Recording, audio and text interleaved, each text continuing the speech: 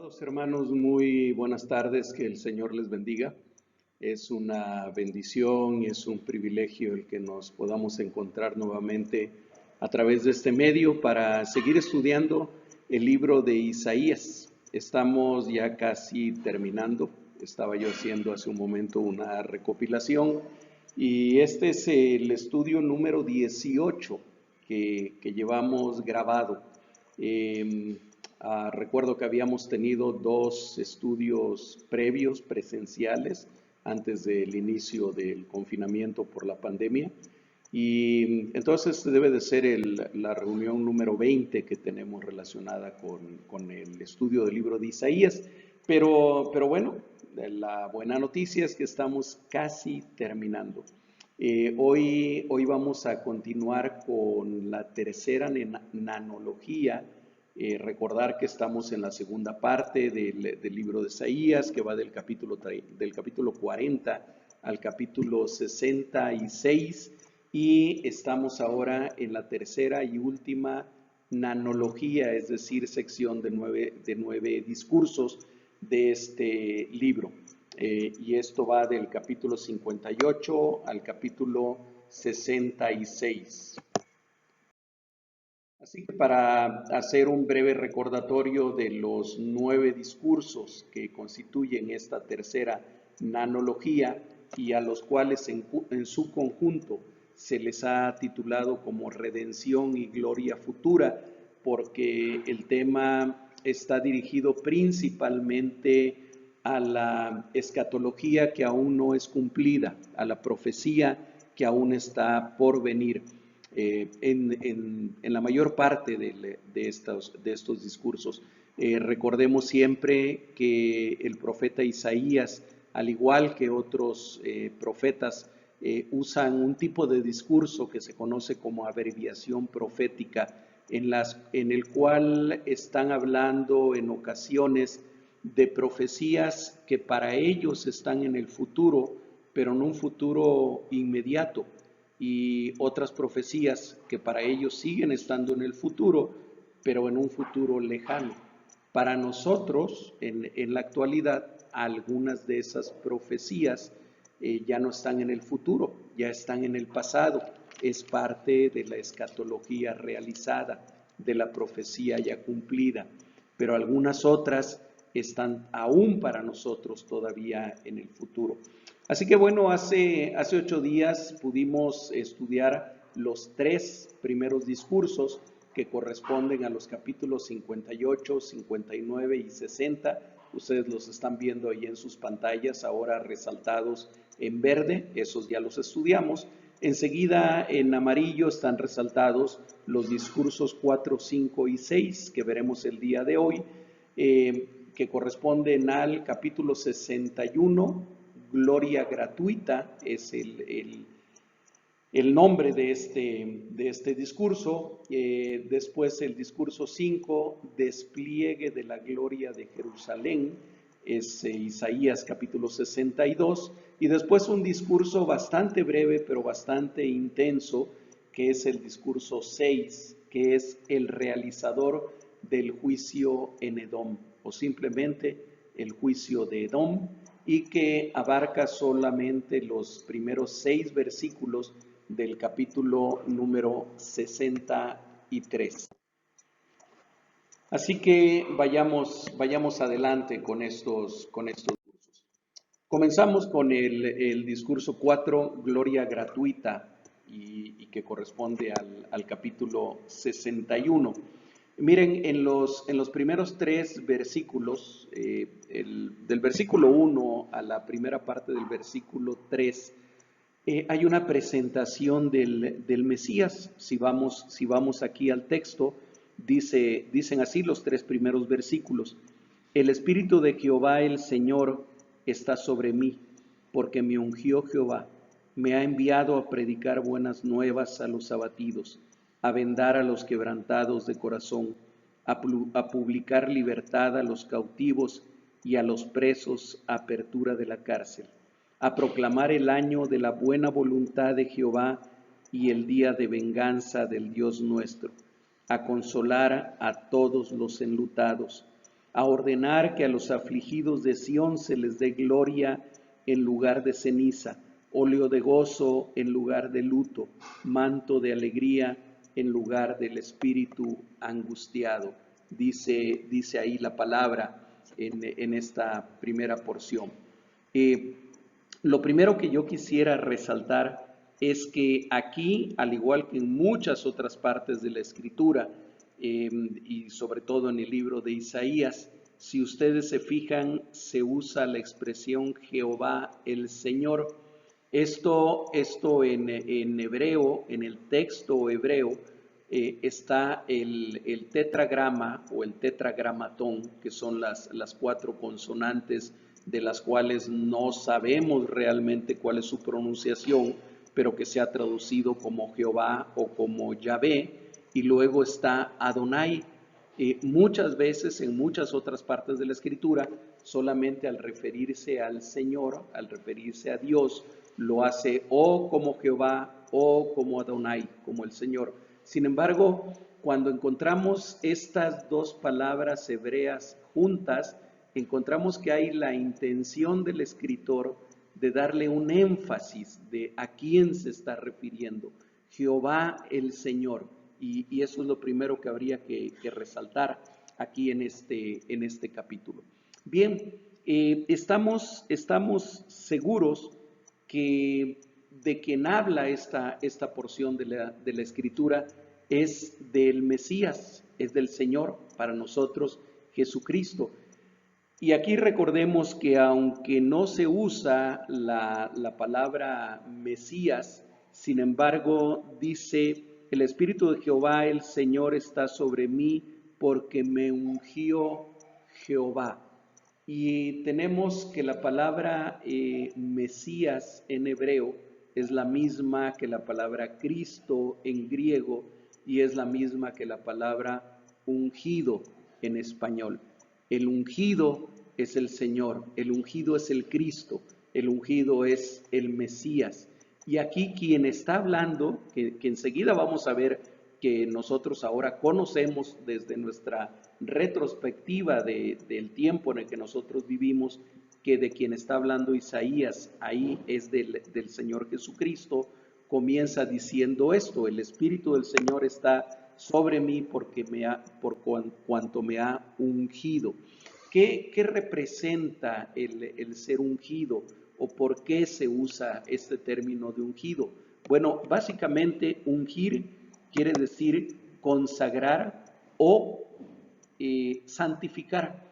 En el Antiguo Testamento encontramos que eran ungidos con aceite, literalmente vertido aceite sobre sus cabezas, no cualquier aceite, un tipo de aceite especial, pero ¿quiénes eran ungidos de esa manera? Los sacerdotes, los reyes y los profetas. Esos eran ungidos de esa manera y ellos podían decir de sí mismos: somos el ungido, soy el ungido del Señor, ya sea un sacerdote, ya sean reyes o ya sean profetas. Pero aquí vamos a ver que está hablando, como habla la Escritura también, de un ungido en lo particular, de un ungido en exclusivo, de una manera diferente o de una forma aparte a como lo eran también reyes, profetas y sacerdotes. Ahora, en el Nuevo Testamento, y esto es parte de la contextualización que nosotros tenemos que hacer de esta parte de la Escritura del Antiguo Testamento, el ser ungido se refiere muchísimas veces a el Espíritu Santo. La unción ahora ya no es con aceite, el aceite realmente era algo simbólico, esa unción ahora nosotros la recibimos a través del Espíritu Santo. Y dice la Escritura, y aunque ahorita no vamos a hacer un análisis de esa parte, que cada uno de nosotros, quienes hemos recibido al Señor Jesucristo como Señor y como Salvador, hemos sido llenos del Espíritu Santo, que ahora nosotros somos morada del Espíritu, que ahora nosotros incluso somos templo del Espíritu Santo. Entonces, hermano, hermana, tú que me estás escuchando, ¿eres creyente en Jesucristo? ¿Has recibido a Jesucristo como tu Señor y como tu Salvador? Entonces debes de tener bien claro y bien cierto que tú has recibido también al Espíritu Santo y que por lo tanto tú eres un ungido, tú eres una ungida del Señor. Eso no te hace más especial que otro, eso no te hace diferente a otras personas.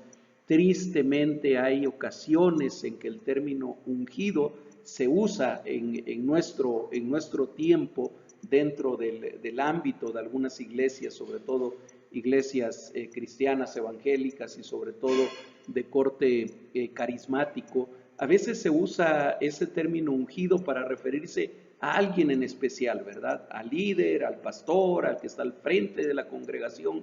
Él es el ungido. Y hay veces surge incluso la expresión de, o se recuerda aquel texto, que por supuesto sí es un texto bíblico, pero sacado de contexto y se dice, ay de aquel que toque al ungido del Señor, atribuyéndose esto como algo propio.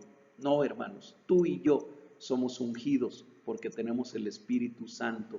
Pero aquí la Escritura está hablando de el ungido, está hablando de el Mesías, está hablando de el Cristo, que es totalmente diferente de nosotros. Y miren, no hay manera de pasar esta porción del estudio de Isaías sin que tengamos que ir a Lucas capítulo 4, versículos 18 al 19, aunque hay que agarrar un poquito antes y después para tener todo el contexto.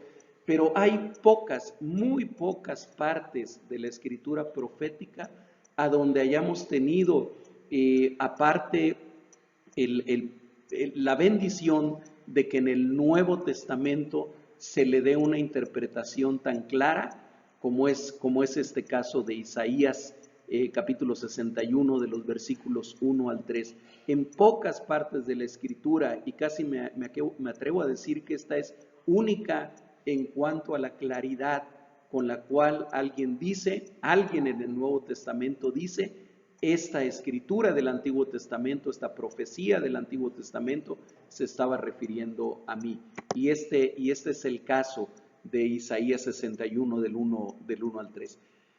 Ahí tienen ustedes en sus pantallas, aunque lo pueden también ver en sus Biblias, la porción de Lucas 4. Yo quise poner desde el versículo 16 para que tengamos todo el contexto, para quien no lo conozca a lo mejor. Bueno, está hablando de Jesús. Ahí Lucas está hablando del Señor Jesucristo y nos dice que vino a Nazaret, donde él se había criado.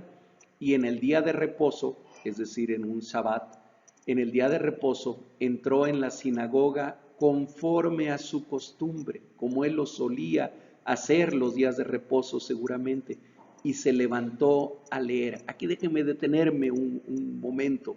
En las sinagogas, sobre todo en la época de Jesús, era común que quien dirigía la sinagoga designara a algún varón, tenía que ser varón, no podía ser mujer, y tenía que ser adulto, es decir, mayor de 12 años, y se le pedía en aquel día de reposo especial que hiciera la lectura de la Escritura. No era la lectura que él elegía, era la Escritura que tocaba leerse aquel día, muy parecido a lo que hacemos ahora en nuestros cultos, y se le pide a algún hermano o hermana que pase y que lea.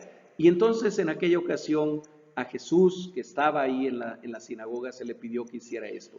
Versículo 17, y se le dio el libro del profeta Isaías, el mismo que tienes tú hoy en tus manos. Y habiendo abierto el libro, recordemos que los libros eran rollos, habiéndolo desenrollado, halló el lugar donde estaba escrito. Y aquí lee capítulo 61, versículo 1, el Espíritu del Señor está sobre mí, por cuanto me ha ungido para dar buenas nuevas a los pobres, me ha enviado a sanar a los quebrantados de corazón, a pregonar libertad a los cautivos y vista a los ciegos, a poner en libertad a los oprimidos, a predicar el año agradable del Señor. Y ojo, aquí se detiene.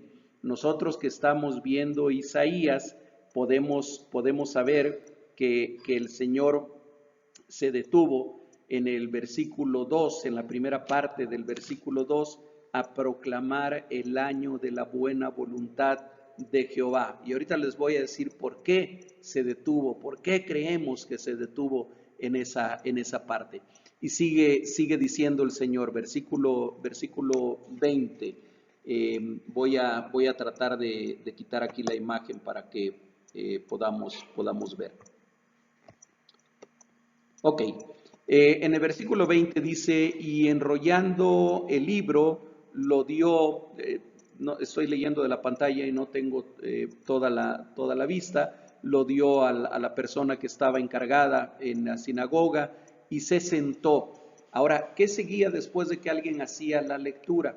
A esa misma persona que hacía la lectura en la sinagoga le corresponde hacer un comentario sobre lo que acaba de leer. Y dice que todos los ojos de todos estaban fijos en él, de todos los que estaban allí en la sinagoga, estaban fijos en él, porque ya sabían quién era Jesús de Nazaret, ya sabían lo que él había comenzado a hacer, ya sabían lo que él estaba comenzando a predicar, y entonces había como una gran expectación por saber qué era lo que él iba a comentar de lo que acababa de leer de Isaías 61. Y comenzó a decirles el Señor Jesús, hoy se ha cumplido esta escritura delante de sus ojos. En otras palabras, el Señor Jesucristo estaba diciendo, esto que acabo de leer ahora, que escribió Isaías hace 750 años, se estaba refiriendo a mí. Ustedes han visto cumplir esta profecía delante de sus ojos, porque aquel ungido del que habla la palabra soy yo, decía el Señor Jesucristo. En los siguientes versículos, que ya no puse aquí en la pantalla, pero que ustedes lo pueden leer en el capítulo 4 de Lucas, se habla de que aquellos hombres se indignaron. Decían, ¿no es este el hijo de José? ¿No es no están sus hermanos y sus hermanas entre nosotros? ¿No lo conocemos acaso? ¿De dónde ahora resulta que él es el ungido de Jehová? Y dice que trataron de matarlo, incluso trataron de despeñarlo, pero el Señor simplemente pasó en medio de ellos. Entonces, gracias a este texto de Lucas, nosotros podemos entender con una claridad con la que no lo podemos hacer en todos los textos, que esta porción está describiendo al Señor Jesucristo y está describiendo su misterio. Sería realmente muy largo el detenerse en cada una de esas partes. Es tema seguramente de un solo estudio el detenerse en cada una de estas porciones, pero el Señor Jesucristo se describe a sí mismo, describe su ministerio, dice, el Espíritu del Señor está sobre mí, el Señor Jehová me ha ungido y me ha mandado a predicar buenas nuevas a los abatidos, a vendar a los quebrantados de corazón, a predicar libertad a los cautivos, a proclamar el año de la buena voluntad de Jehová. Y ahí se detiene. ¿Qué seguía después? ¿Qué sigue? En Isaías versículo 2 dice, y el día de venganza del Dios nuestro. ¿Y saben por qué se detiene ahí? Porque el día de venganza del Señor nuestro aún no llega. Podemos decir que entre la primera parte del versículo 2 de Isaías 61 y la segunda parte es a donde estamos viviendo nosotros. Nosotros vivimos en la gracia. El Señor vino a anunciar el año de la buena voluntad de Jehová, el tiempo, la era, la época de la gracia del Señor. ¿Qué es lo que viene después de esta era? Viene el día de venganza del Dios nuestro. Cuando el Señor Jesucristo regrese, el Señor Jesucristo no va a regresar más en relación con el pecado, sino va a regresar en gloria, en su gloria, y va a regresar a juzgar a los vivos y a los muertos. Y va a regresar a establecer su reino, a eliminar el pecado, a eliminar la maldad completamente y a establecer de una manera plena su reino. Pero el Señor Jesucristo se detuvo aquí en la lectura. Y desde luego que es significativo esto, porque el día de venganza del Dios nuestro aún no llega.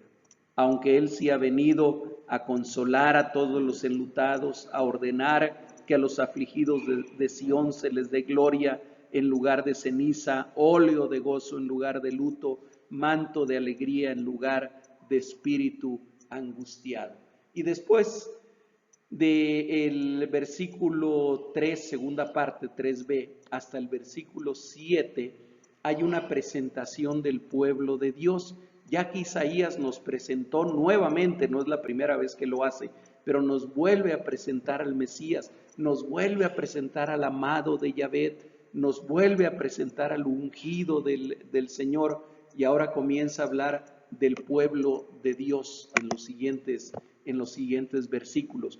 Y nos dice que ellos, el pueblo de Dios, serán llamados, y empieza a mencionarlo en los versículos 3 al 6. Árboles de justicia, plantío de Jehová, sacerdotes de Jehová, ministros de Dios. ¿De quién está hablando aquí Isaías? Bueno, está hablando en el contexto suyo, en el contexto isaítico. Él está hablando desde luego de los judíos, de los de raza hebrea y de los habitantes de Jerusalén específicamente.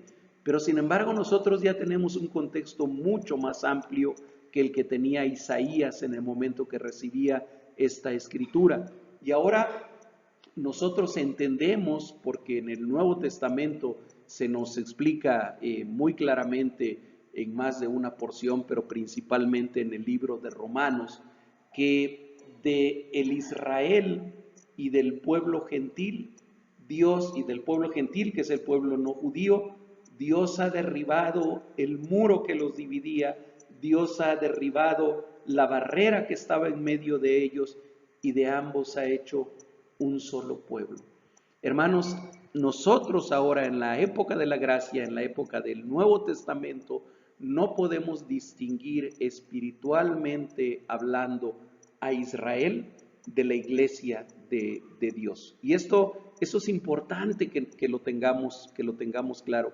Yo sé que no todos están de acuerdo conmigo. Yo sé que hay una gran corriente dentro de la iglesia cristiana que siguen estableciendo una diferencia entre Israel e inclusive el Israel que se refundó en 1948, le dan un gran sentido profético al Estado actual de Israel, cuya capital es Tel Aviv o Jerusalén, ahora como su nueva capital. Sin embargo, la Escritura nos enseña en más de una ocasión que Dios ha hecho de ambos un solo pueblo, que de aquel olivo que él había cultivado, habiendo otro olivo silvestre, un olivo que creció solito en el campo silvestre, entonces él quitó una rama de aquel olivo silvestre y lo injertó en el olivo verdadero. Y entonces ahora hay un solo olivo, ya no son dos olivos, ya no es el olivo verdadero y el olivo silvestre. Ahora es un solo olivo, es un solo pueblo, somos un solo pueblo. Y cada vez que encontramos estas promesas que van dirigidas a Israel, tenemos que entender que son promesas que van dirigidas a nosotros como iglesia. Y por eso nosotros nos podemos identificar plenamente con esta descripción cuando dice que ahora nosotros seremos llamados árboles de justicia, plantío de Jehová, miren, sacerdotes de Jehová. El apóstol Pedro en su primera carta, capítulo 2, versículo 9, dice: ustedes son linaje escogido, ustedes son real sacerdocio, ustedes son nación santa, ustedes son pueblo rescatado, comprado por Dios para anunciar las virtudes de aquel que los llamó de las tinieblas a su luz admirable. Y está hablando de nosotros, está hablando de ti y de mí. Somos linaje escogido, somos real sacerdocio. Junto con Israel, sí, junto con Israel, junto con ellos, junto con nuestros hermanos judíos, israelitas, hebreos, que conozcan a Jesucristo como su Señor y como su Salvador. Si no es a través de Jesucristo, el Señor mismo decía, Dios puede levantar hijos de Abraham de estas piedras. Les decía a los fariseos cuando ellos se ufanaban de su estirpe hebrea, y les decía, no se ufanen de que son hijos de Abraham, porque yo les digo que Dios puede levantar hijos de Abraham aún de estas piedras. Entonces somos un solo pueblo, somos una sola estirpe, que es la iglesia de Jesucristo, y somos también ministros de Dios, dice por ahí en el versículo 6, que ustedes seguramente estarán leyendo. Y es interesante, y hay que detenerse un poco más en el significado de lo que es ser sacerdotes, porque tú y yo somos sacerdotes. La palabra hebrea se puede transliterar como kohen, sacerdote. ¿Y qué es? Bueno, un sacerdote en el Antiguo Testamento y ahora en el sacerdocio universal de todos los creyentes, es alguien que representa a Dios ante el pueblo y que representa al pueblo ante Dios. ¿Cuándo representamos a Dios ante el pueblo? Cuando le hablamos a la gente, cuando le hablamos a un amigo, cuando le hablamos a alguien de Jesucristo, cuando le predicamos a alguien lo que dice la palabra de Dios, cuando le decimos a alguien, es que mira en la Escritura, en la Biblia dice esto y esto, ¿qué estás haciendo? Estás haciendo una labor sacerdotal, estás representando a Dios con su palabra ante el pueblo. ¿Y cuándo representas al pueblo ante Dios? Cuando vas de rodillas delante del Señor e intercedes por tu hermano, por tu hermana, por tu hijo, por tu hija, por tu esposo, por tu esposa, por los que están enfermos de COVID, por los políticos, por los que están en eminencia, por la situación que estamos atravesando de pandemia en el mundo. Cuando tú vas delante de Dios en oración para interceder por otros, estás cumpliendo una labor sacerdotal, estás representando al pueblo ante Dios. Entonces, desde aquí Isaías lo decía, ahora serán llamados sacerdotes de Jehová. Recordemos que Aarón fue el primer sacerdote, solamente para tratar de completar esta enseñanza. En Éxodo capítulo 28, versículo 1, dice, harás llegar, está hablando Dios con Moisés, y le dice, harás llegar delante de ti a Aarón tu hermano y a sus hijos consigo de entre los hijos de Israel, para que sean mis sacerdotes, Aarón y a Nadab, Abiú, Eleazar e Itamar, hijos de Aarón. Aquí en Éxodo 28, Dios establece el sacerdocio del Antiguo Testamento. ¿Y quiénes fueron los primeros sacerdotes? Aarón y sus hijos. ¿Y quiénes fueron los siguientes sacerdotes a lo largo de toda esta época del Antiguo Testamento? Siempre hijos de Aarón, siempre descendientes de Aarón. Tenían que ser de la descendencia de Aarón. Pero encontramos ya en el Nuevo Testamento que el Señor Jesucristo también es sacerdote, y además un sacerdote único. Dice Hebreos 6, 19 al 20, aunque yo estoy poniendo aquí solamente una parte del texto. Dice, y hablando de Jesús, y que penetra hasta dentro del velo, donde Jesús, hecho sumo sacerdote para siempre, entró por nosotros como precursor. Cuando dice que penetra hasta dentro del velo, está hablando, recuerden ustedes, que en el templo en Jerusalén estaba un gran velo que dividía el lugar santo del lugar santísimo. En el lugar santísimo estaba la misma presencia de Dios, allí estaba el arca del pacto, con lo que tenía dentro el arca, y representaba la misma presencia de Dios, y a ese lugar solamente entraba el sumo sacerdote, no cualquier sacerdote, y solamente entraba una vez al año, en el día de la expiación. Cuando el Señor Jesucristo muere en la cruz del Calvario, aquel velo se rasga de arriba abajo, porque Dios nos estaba diciendo, Dios le estaba diciendo al mundo: ya no es necesario este velo, este lugar santísimo de mi misma presencia está abierto para cualquiera que quiera venir a mí a través de Jesucristo, por medio de la muerte de Jesucristo. Entonces Jesús fue hecho sumo sacerdote para siempre y entró por nosotros como precursor, el primero de muchos hermanos que habrían de entrar después. Pero también los creyentes, en la porción que ya les mencionaba ya hace un momento, Primera de Pedro, capítulo 2, versículo 9, mas vosotros sois linaje escogido, real sacerdocio, nación santa, pueblo adquirido por Dios, para que anunciéis las virtudes de aquel que os llamó de las tinieblas a su luz admirable. Entonces, el sacerdocio de Aarón, que quedó ya sin ningún sentido, porque ahora vino el gran sumo sacerdote, que es Jesucristo, nuestro sumo sacerdote, quien entró una sola vez y para siempre al lugar santísimo y nos hizo a nosotros, creyentes en Él, a través de Él, sacerdotes, real sacerdocio también. Continuemos entonces. Seguimos dentro de este mismo discurso. De los versículos 8 al 11, que es a donde termina el capítulo 61, ahora está la presentación del Señor de justicia. Vean cómo este discurso va escalando, hablando primero del Mesías, hablando después del pueblo del Mesías, y ahora hablando del Señor del Mesías, la presentación del Señor de justicia, de los versículos 8 al 11. Y nos comienza diciendo primero en el versículo 8, porque yo Jehová soy amante del derecho, aborrecedor del latrocinio.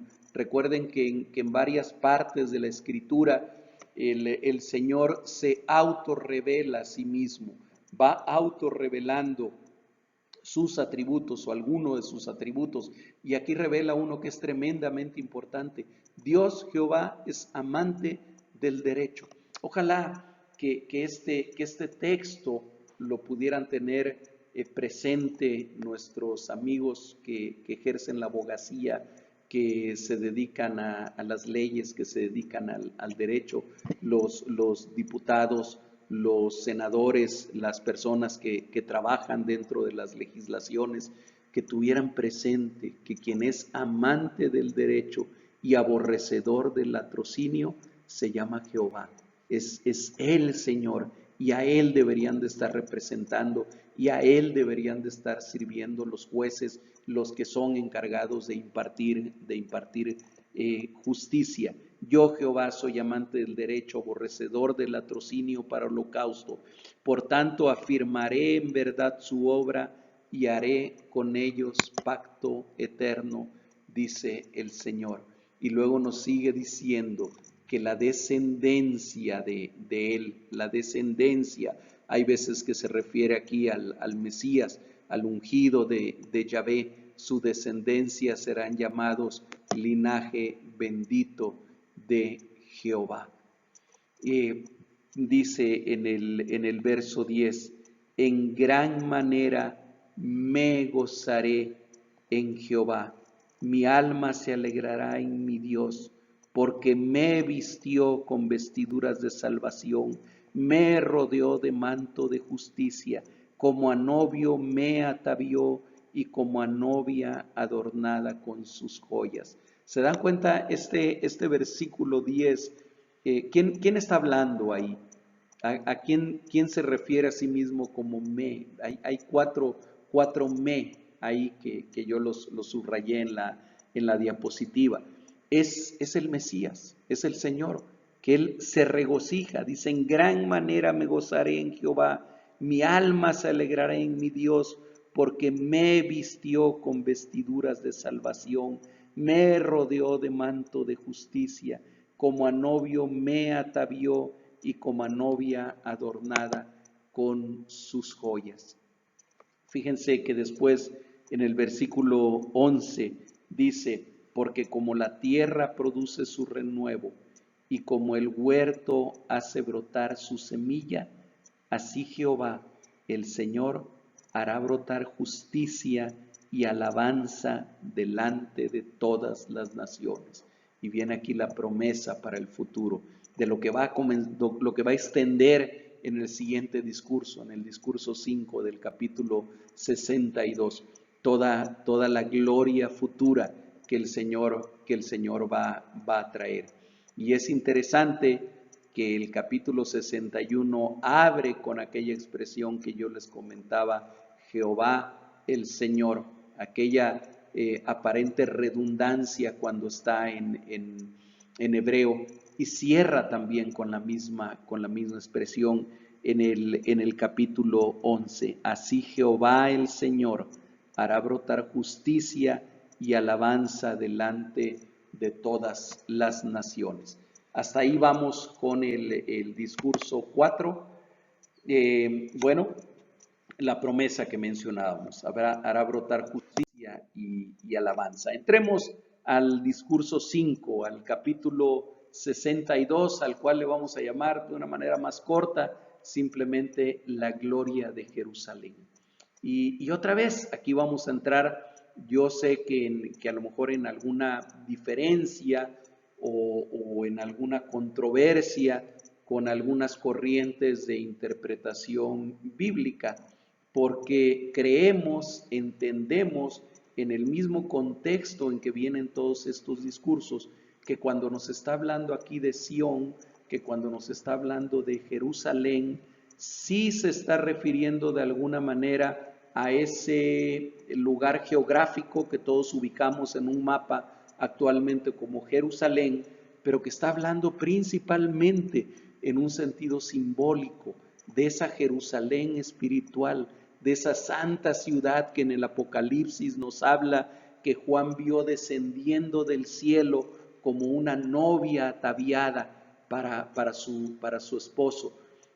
No se está refiriendo única y exclusivamente a la ciudad de Jerusalén que está en esa área geográfica que hoy tenemos delimitado como el Estado moderno de Israel, aunque algunos piensan que es así, y entonces esa corriente de interpretación obliga de repente a dividir las profecías en dos partes, unas profecías que están dirigidas únicamente a Israel como pueblo, como civilización, como Estado, inclusive como el Estado de Israel, y otras profecías que están dirigidas a la iglesia. No podemos encontrar una razón bíblica, lógica, razonable para hacer esa división. Entonces, nosotros dentro de la iglesia cristiana reformada o dentro de las iglesias reformadas, nosotros creemos y entendemos la interpretación bíblica cuando se refiere a Israel y cuando se refiere incluso a Jerusalén en un sentido espiritual, al nuevo Israel y a la Jerusalén que vendrá en el futuro. Habiendo hecho esta aclaración indispensable para estudiar el capítulo 62, vamos a entrar en él. Y una de las cosas que también es interesante y que los expertos y los biblistas a veces discuten un poquito es quién está hablando en el capítulo 62. Algunos dicen que es Isaías el que habla. Vamos a ver ahorita que comienza a hablar en algunas partes en primera persona. Y hay otros que dicen que es el Señor, que es el mismo Señor el que está hablando. Y nosotros entendemos más que es así, que sin duda es Jehová, aunque el escritor usa algunos antropomorfismos. Acuérdense que antropomorfismo es una palabra que parece trabalenguas, pero que es cuando le atribuimos a alguien una característica que es humana, que no es propia de aquello, de una persona o de algún objeto incluso, pero que le atribuimos a alguna característica humana. Por ejemplo, hay veces que de una manera poética se dice cuando está comenzando a lloviznar, que dice que y entonces el cielo comenzó a llorar. Ok, es un antropomorfismo, el cielo no puede llorar, la lluvia no son lágrimas, pero es una forma de expresión. Bueno, muchas veces la escritura usa expresiones que son propias del ser humano, pero que se las atribuye a Dios solamente para explicar o solamente para expresar algo. Desde luego que Dios no se cansa y Dios no puede decir, no voy a descansar hasta lograr tal cosa.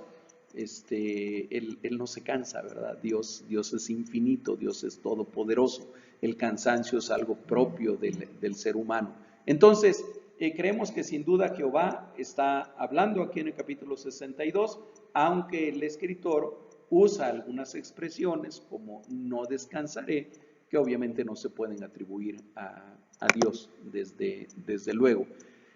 En general, los 12 versículos que conforman este capítulo 62, discurso 5 de esta analogía, los 12 versículos son un anuncio de la paulatina gloria de la Jerusalén espiritual, la amada del Señor, su iglesia. Y vamos a ir viendo aquí un desarrollo paulatino de su gloria, ¿sí?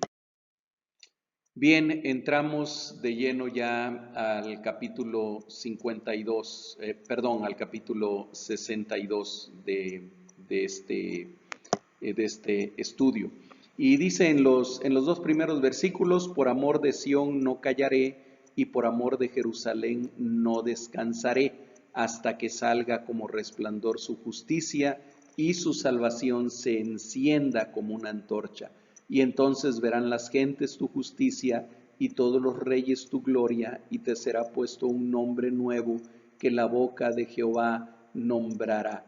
Entendemos que cuando está hablando aquí de Sión, que cuando está hablando aquí de Jerusalén, se está refiriendo para nosotros a la iglesia de Jesucristo, y que cuando está hablando de que salga como resplandor tu justicia y tu salvación se encienda como una antorcha, es porque el anhelo de Dios es que la justicia que debe de haber dentro de la iglesia y la salvación que la iglesia disfruta debería de ser algo que brillara como antorcha, que brillara como lumbrera, que fuera notorio para todo el mundo, incluyendo a los reyes de la tierra. Y después, al igual que a Abraham, al igual que a Jacob y al igual que a los redimidos del Señor que se mencionan en Apocalipsis, le dará un nombre nuevo. Y esto de que le dé un nombre nuevo no es otra cosa más que una señal de que Él es su dueño. Por eso dice en la parte final del versículo 2, y te será puesto un nombre nuevo que la boca de Jehová nombrará. Eso de poner un nombre nuevo es algo que encontramos en Abraham, que era Abram, y Dios después le puso Abraham. Mismo caso con Sarai, que era Sarai, y después fue llamada Sara. Más notorio el cambio todavía en Jacob, que después de su encuentro con el ángel del Señor en Peniel, le es llamado Israel, varón notable del Señor.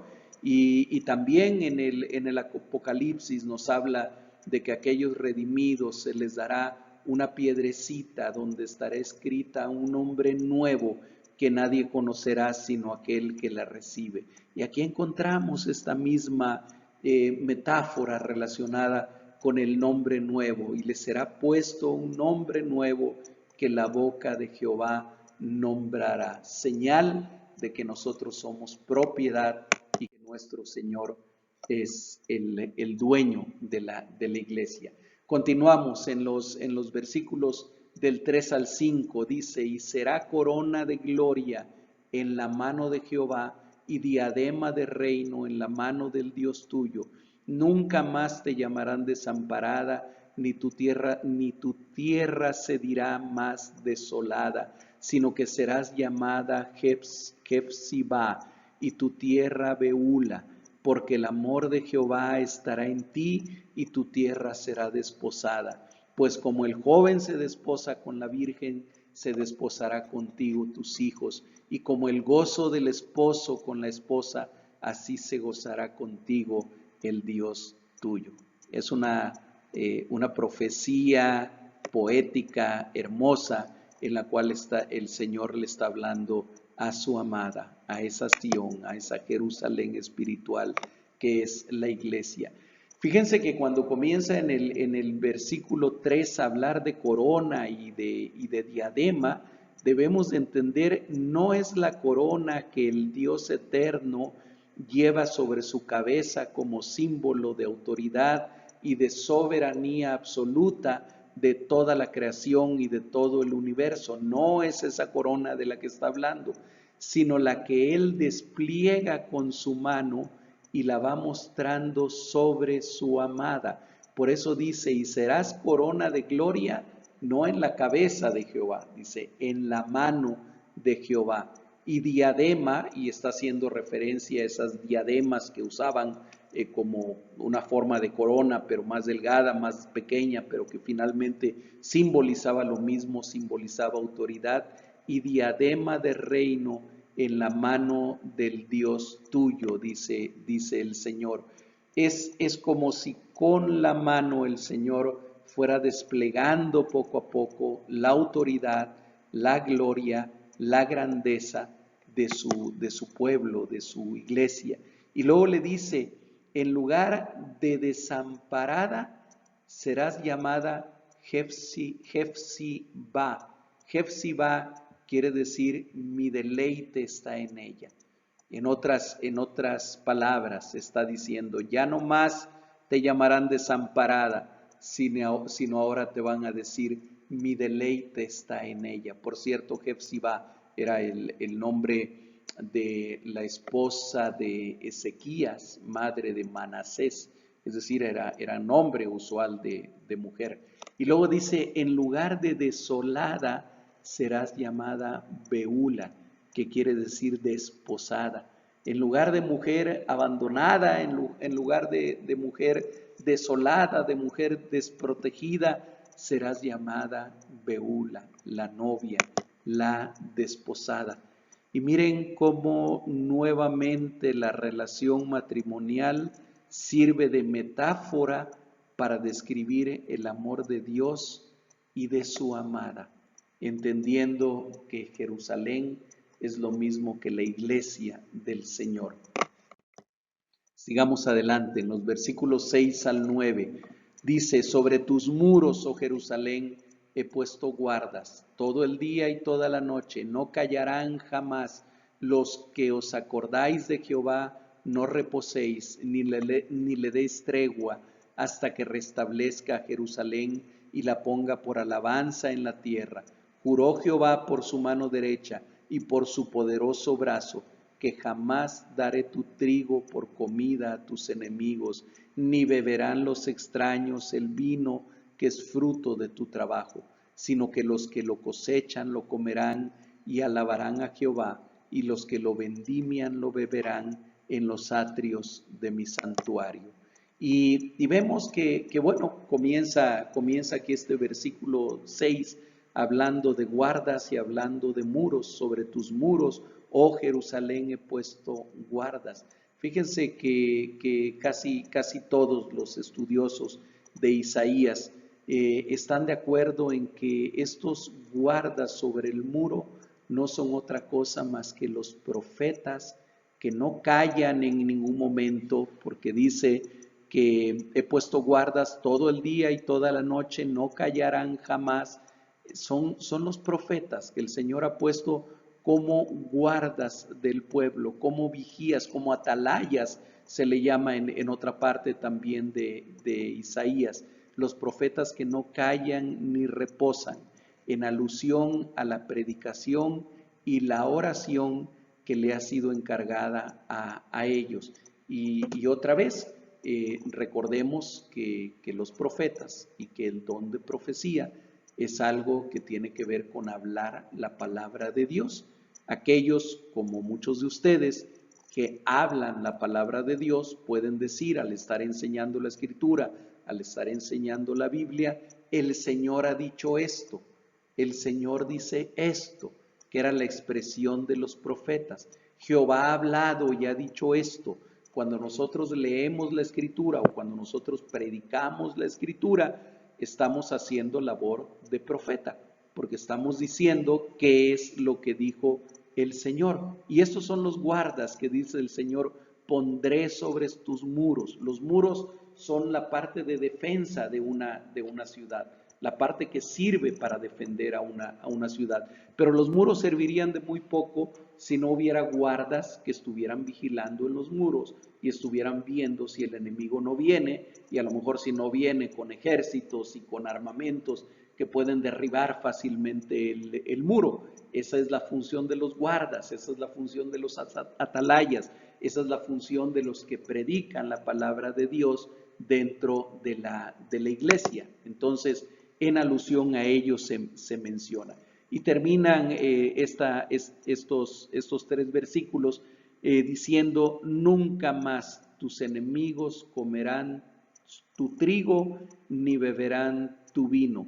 Es una promesa de justicia para los moradores de esa Jerusalén. Y desde luego que aquí hay una alusión a lo que Jerusalén como ciudad y Judá como nación habrían de sufrir, habrían de padecer al ser invadidos por otros pueblos, al ser conquistados por otros pueblos, como los asirios en el caso de Israel del norte, como los babilonios en el caso de Judá, como los griegos posteriormente, como los romanos posteriormente. Y aquí la promesa del Señor para esa Jerusalén celestial, para esa Jerusalén santa, es nunca tus enemigos comerán de tu trigo ni beberán de tu vino. Es una promesa de justicia para aquellos que formamos parte de esa nueva Jerusalén. Después en los versículos del 10 al 12 dice así, pasad por las puertas, barred el camino al pueblo, allanad la calzada, quitad las piedras, alzad pendón a las puertas. He aquí que Jehová hizo ir hasta lo último de la tierra, decida la hija de Sión, he aquí viene tu Salvador, he aquí su recompensa con él y delante de él su obra, y les llamarán pueblo santo, redimidos de Jehová, y a ti te llamarán ciudad deseada, no desamparada. No sé si ustedes han podido notar a lo largo de este capítulo 62 una progresión en la gloria de Jerusalén. Bueno, en estos últimos versículos, los versículos 10 al 12, ese despliegue de la gloria de Jerusalén llega a su clímax. La restauración de Jerusalén llega aquí a su máximo, y sus habitantes entonces son invitados a entrar. Y entonces vienen aquí varios verbos imperativos: pasad, barred, allanad, quitad, alzad. Todo esto expresa que sean quitados todos los obstáculos, que sean abiertas todas las puertas, que sean allanados todos los caminos, que sean quitadas todas las piedras de tropiezo, que se alce bandera para que los pueblos vean que este es el pueblo del Señor. Entren, está diciendo de esta manera Isaías, entren en esta ciudad, entren en esta Jerusalén, en esta nueva Jerusalén, dice aquí la Escritura. Y Y aquí podemos entender también que en un sentido profético el anuncio del Evangelio, el anuncio de las buenas nuevas ha llegado hasta lo último de la tierra. Por eso dice el versículo 11, he aquí que Jehová hizo oír hasta lo último de la tierra, hizo llegar su voz, hizo llegar su mensaje hasta lo último de la tierra, dice ahí en el verso 11. Y después de una manera de exclamación, de una manera de alegría, continúa diciendo, díganle a la hija de Sión. Es decir, la hija de Sión son los habitantes de Jerusalén, son los habitantes de Sión, son los que forman la iglesia invisible de Jesucristo. Díganles, he aquí viene tu Señor, he aquí ya viene tu Señor, viene tu Salvador. Fíjense que en Apocalipsis capítulo 22, versículo 12, déjenme buscarlo rápidamente, dice ahí la escritura, es el Señor Jesucristo el que está hablando aquí, Apocalipsis casi al final del libro, capítulo 22, versículo 12, he aquí yo vengo pronto. Acá nos dice en Isaías, díganle a la hija de Sión, he aquí viene tu Salvador. Sigue diciendo Isaías 62:11, he aquí su recompensa con él y delante de él su obra. Apocalipsis 22:12 dice, he aquí yo vengo pronto y mi galardón conmigo para recompensar a cada uno según su obra. Si podemos ver ese paralelismo entre Isaías 62:11 y Apocalipsis 22, versículo 12. En ambos pasajes nos está hablando, en esa progresión que trae el capítulo 62, nos está hablando ahora de la venida del Señor, de la venida del siervo de Yahvé, de la venida del Mesías, del regreso de nuestro Señor Jesucristo.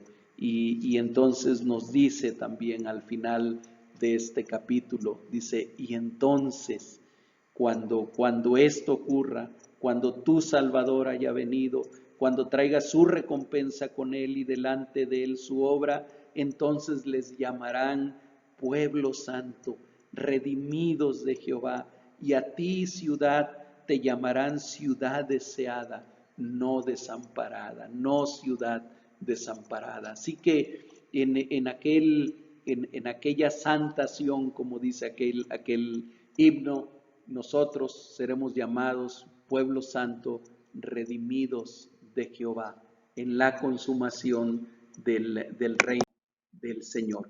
Bien, hemos llegado al final del discurso 5, entramos al discurso número 6, que es el último que vamos a ver el día de hoy, y aquí el discurso cambia, y ahorita les voy a comentar también todo el sentido que esto tiene. Nos ha hablado en el capítulo 61, que es el discurso 4, nos ha hablado del Mesías, nos ha hablado de la obra del Mesías que viene a anunciar el año agradable del Señor, nos ha hablado de cómo serán llamados los habitantes de aquella ciudad, nos ha descrito que Él es Jehová, el amante del derecho, aborrecedor del latrocinio, que su descendencia será conocida entre las naciones, sus renuevos en medio de los pueblos, y serán conocidos como linaje bendito de Jehová. Y después en el capítulo 62, discurso 5, nos comienza a describir la gloria de esa Jerusalén, de esa Sión. Y ahora aquí hay un cambio de tema, hay un cambio en el sentido del discurso al entrar al capítulo 63, porque aquí va a hablar de juicio, ya no va a hablar de gloria, ya no va a hablar de redención, ya no va a hablar de salvación, comienza a hablar de juicio.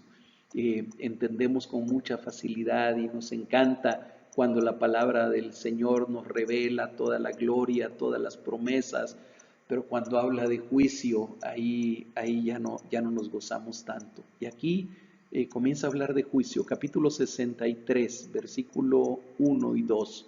Dice, ¿quién es este que viene de Edom, de Bosra, con vestidos rojos? Este hermoso en su vestido que marcha en la grandeza de su poder. Y se contesta el mismo texto. Dice, yo, el que hablo en justicia, grande para salvar. Y viene otra pregunta. ¿Por qué es rojo tu vestido y tus ropas como del que ha pisado el lagar? Bueno, primero tenemos que detenernos a recordar que Edom, que quiere decir rojo en lenguaje semítico, es el reino de Esaú, el reino que fue fundado por Esaú, el hermano gemelo de Jacob, aquel que vendió su primogenitura y aquel que Jacob sustituyó en un momento determinado. El hermano gemelo mayor, porque aun cuando eran gemelos, él fue el que nació primero. Entonces Edom era el reino fundado por Esaú. Su capital es Bosra. En algunas lecciones anteriores hablamos un poquito más ampliamente de esto. Estaba ubicado este reino al sureste de Judá, pero en un sentido simbólico, en un sentido representativo, Edom representa en su conjunto a los enemigos del pueblo de Dios. Miren, el pueblo de Israel tuvo muchos enemigos. Obviamente todos los habitantes de Canaán, de aquellas tierras de Canaán, todos aquellos pueblos que habitaban Canaán y a los cuales el pueblo de Israel llegó a expulsar al llegar a la tierra prometida, eran enemigos de Israel. Los filisteos eran de sus principales enemigos.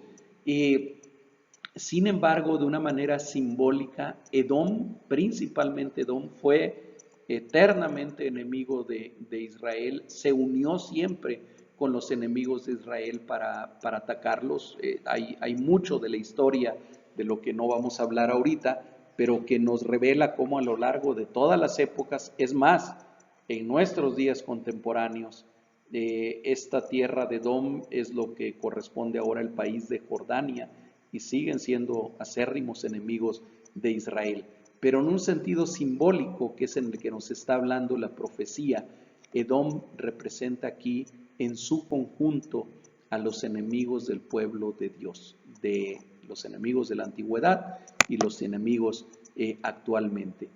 Y así como el Señor vendrá como redentor de su iglesia, así como en los últimos versículos del capítulo 62, vimos que nos decía, decida la hija de Sión, he aquí viene tu Salvador, pero también, aparte de venir como redentor de su iglesia, vendrá también con juicio sobre sus enemigos. Eso es algo muy claro en la Escritura. No solamente Isaías, es interesante que en buena parte del libro de Jeremías, en buena parte del libro de Ezequiel, en algunas partes de Amós, de Abdías y de Malaquías, contienen cada uno de estos libros proféticos profecías contra Edom en un discurso muy parecido al que acabamos de leer ahorita en estos momentos, cuando dice, ¿quién es este que viene de Edom, de Bosra? Bosra es la capital, como ya les mencionaba,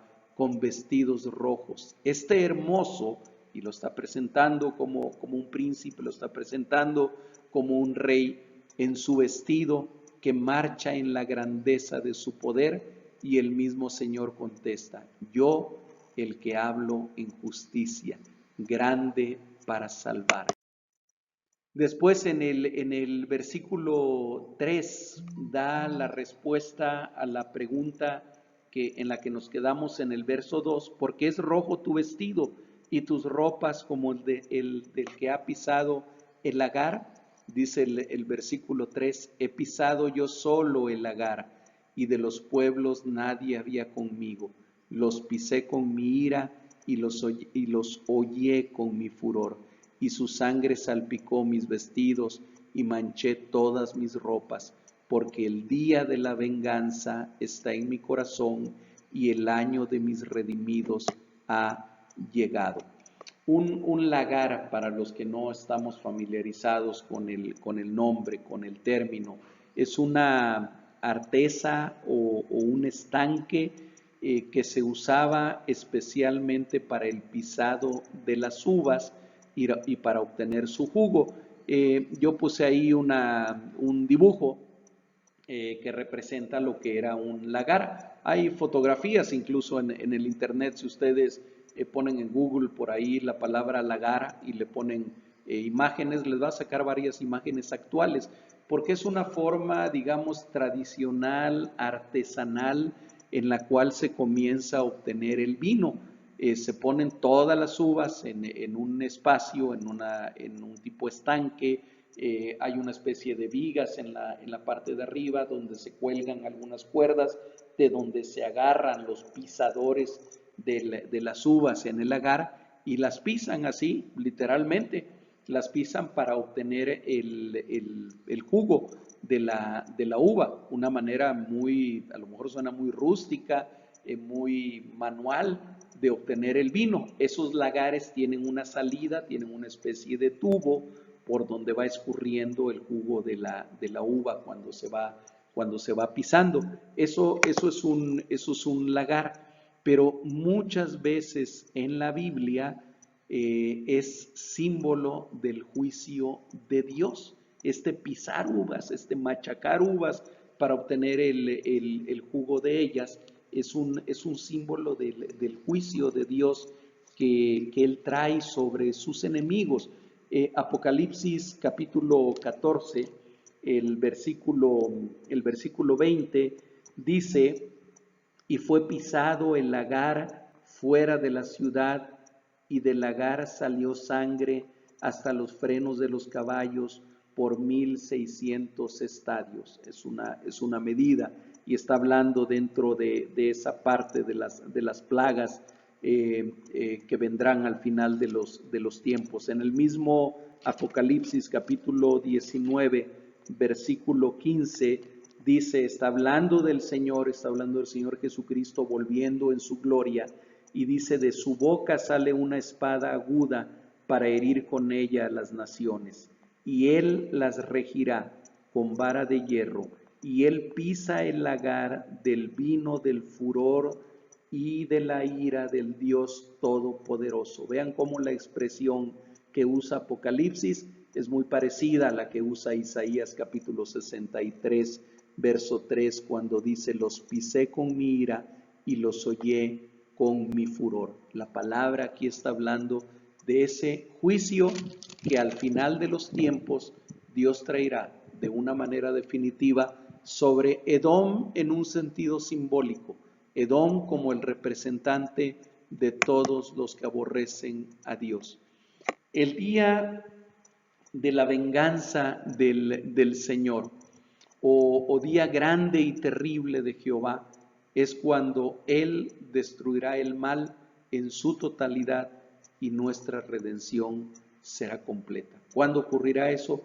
En la segunda venida del Señor Jesucristo, durante esa parte conocida como el juicio final o el juicio definitivo. Continuamos con este discurso número 6, los versos 5 y 6, que son los últimos.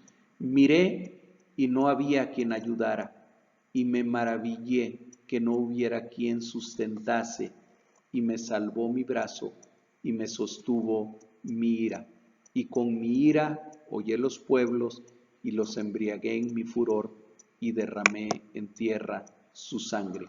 No es algo agradable para muchos hablar de la venganza del Señor, pero es un discurso constante en toda la Escritura. Es definitivo que la Escritura también habla de juicio, que la Escritura también habla de destrucción de la maldad y por lo tanto de destrucción también de los malos. Es un hecho que Dios aborrece a los malvados tanto como aborrece la maldad. En alguna ocasión yo les comentaba que de repente en nuestro afán de presentar el mensaje de una manera afable, de una manera agradable, a veces decimos cosas que no son ciertas y tenemos que tener cuidado de no caer en eso. Y a veces decimos, bueno, es que Dios aborrece el pecado, pero ama a los pecadores.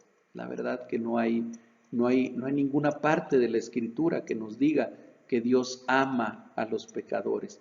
Dios nos ama a pesar de que somos pecadores, para redimirnos y para que dejemos de ser pecadores, para que ya no vivamos más en el pecado, para que ya no vivamos más como pecadores. Nos redime y ahora nosotros es paradójico porque a veces decimos somos pecadores, sí somos pecadores, pero somos pecadores redimidos, somos pecadores que hemos sido perdonados, somos pecadores que hemos sido revestidos por Jesucristo.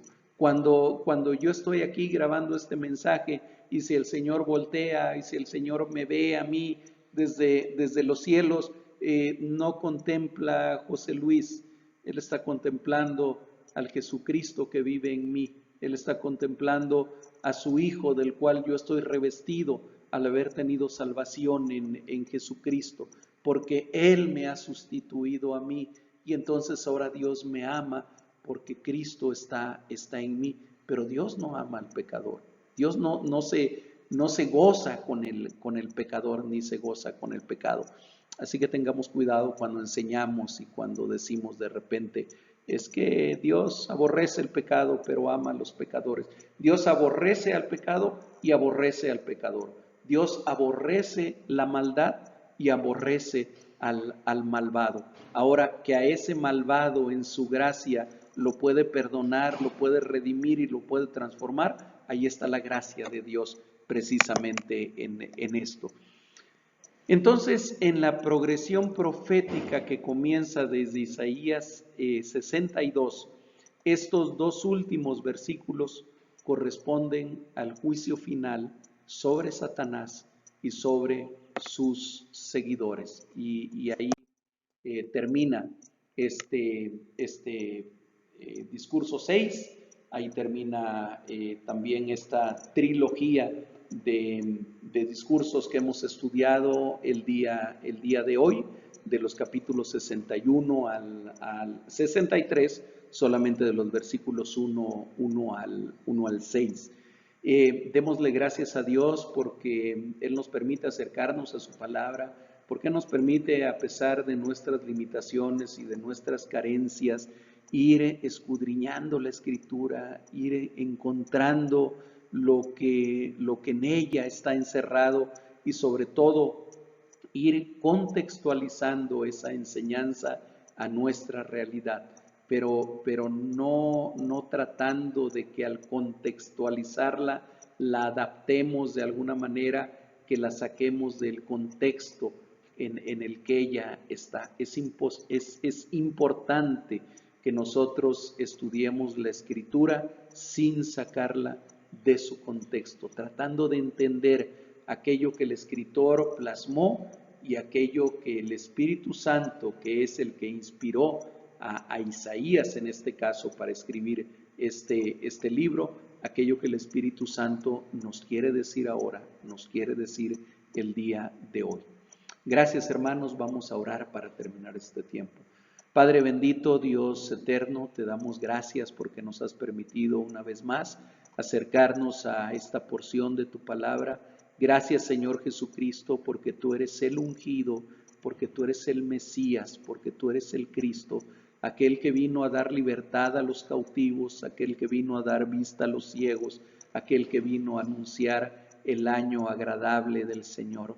Gracias porque en tu misericordia y en tu amor nos has hecho un solo pueblo, de dos pueblos, has hecho uno solo, has hecho un pueblo que ha sido comprado por ti, que ha sido comprado por tu sangre preciosa. Ayúdanos, por favor, para que nosotros podamos vivir conforme a tu enseñanza, conforme a tu palabra. Gracias, Padre, en el nombre de Jesucristo.